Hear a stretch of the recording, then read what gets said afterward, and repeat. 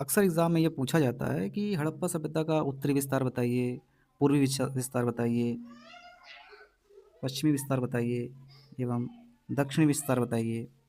इन सब विस्तार के बारे में आज विस्तृत रूप से हम चर्चा करेंगे। हड़प्पा सभ्यता का जो उत्तरी विस्तार है, वो जम्मू कश्मीर के मांडा में स्थित है।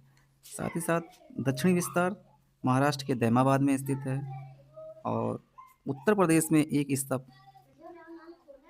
पूर्वी छोर स्थित है आलमगीरपुर में और सबसे पश्चिमी छोर पाकिस्तान में स्थित है। इस आकृति से यह क्लियर है कि हड़प्पा का मैक्सिमम विस्तार पश्चिम दिशा की तरफ है, जो कि पाकिस्तान में स्थित है।